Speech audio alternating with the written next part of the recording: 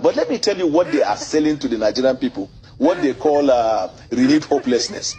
In their renewed hopelessness, what is the economic model? You call it renewed hopelessness, but they call it renewed hope. But let me tell you why it is hopeless. This current government is the government of APC. They don't even know. Their entire manifesto is a campaign against the government.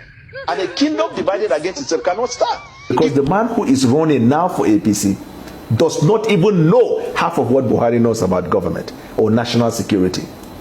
If you have the time, I will tell you more about what they are campaigning with as an agenda or as a rhetoric that he did well in Lagos. I will tell you, between 1999 to 2007, if you take out context, he actually performed worse than some governors in Nigeria, because the Lagos that they say he did, he improved the revenue, he only collected tax. All the infrastructure needed for a state or in fact a country to develop was on ground. Lagos used to be the Nigerian national capital. Before Nigeria was formed, Lagos was a colony. You have all the infrastructure for economic development. Asiwaju didn't establish them.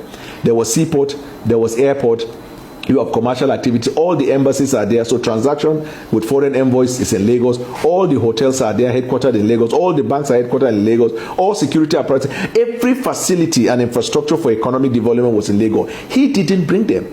Asiwaju did not invite or introduce or brought to Lagos any serious foreign investor or domestic investor. And these revenues we are talking about that they claim he has generated, we are on. It's just that the government didn't have the infrastructure in collecting those. So what he did throughout this period was to collect tax. That's what they claim by revenue. And even then, the reason he did that was because the company that was collecting the tax, the company is allegedly traceable to him.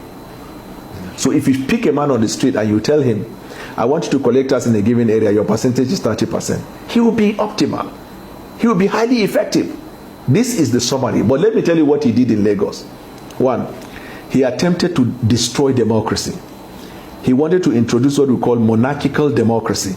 A democracy that is not reflected by the will and wishes of the people, but reflected by the choice of a man, and people should run around it. Your boss, President Tinubu. He's been on the political scene in Nigeria for decades, first as governor of Lagos and now as president since 2023.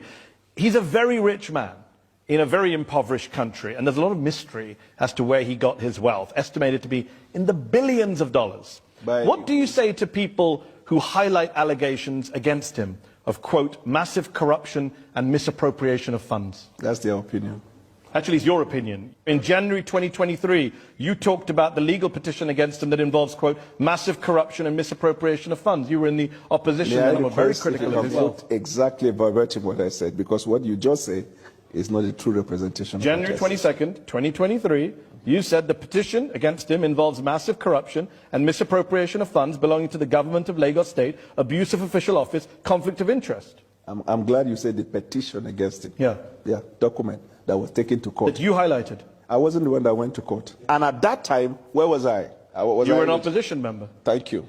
So should we not trust you when you say things as opposition? What is the job of opposition? To oppose? Yes, no, I'm glad you know it. For the sake of opposing? No, that's what you're adding.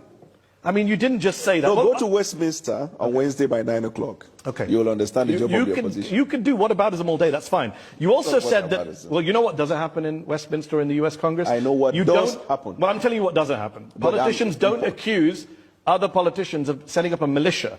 You said they also accuse the governing party. You said at the time on mistake in judgment in appointing someone that eventually turned out to be somebody in the FC. Yeah, if you think that this is comparable to Starmer and Mandelson, good luck to you if that's your defense tonight. You said at the time that Tinubu started a militia to sway the election corruptly and that they even threatened you. So how can we take anything seriously you say tonight in his defense? Your opinion, Nigerians. No, my opinion is your opinion. Sorry, Daniel, it's your opinion. That was litigated in Nigeria to conclusion, and then as a country we moved on. We are more interested about the deliverables that we have for the Nigerian people, and we look for opportunities. Nigerians are very concerned about corruption, and Tinubu, you said this, Tinubu and his people created a militia. This is the first time in the history of Nigeria we've seen a political party creating a militant arm leading to election. Your words, January 2023. Context is everything. There is no context. I'm coming. You are quoting the things I said when I was in the opposition. And I understand that's that you said is baseless. And your words on this program in 2022 November, you said to me on this program, you said the President Bola Tinubu, the candidate at the time, may be disqualified from contesting.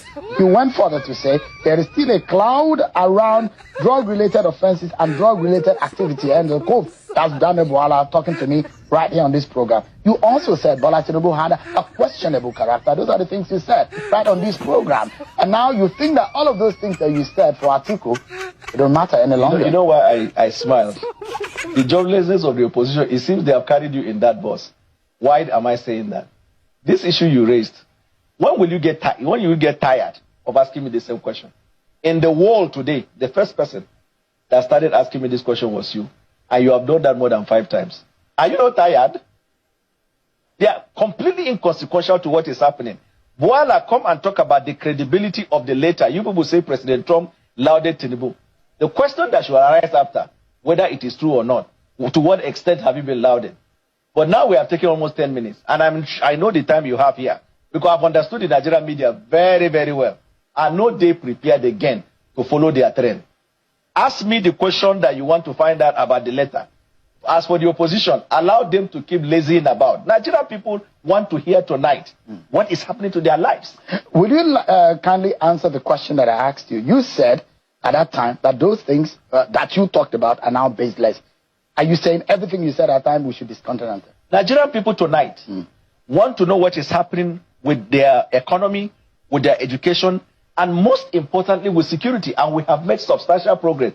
First time in Nigeria's history, where the leadership of the President Bola Tinubu, brought about a very strong collaboration. You are not answering my questions, Mr. It's not a question. The question, I've asked you, before we get into that matter, I've asked you, with this particular matter that I asked you, you said it's baseless.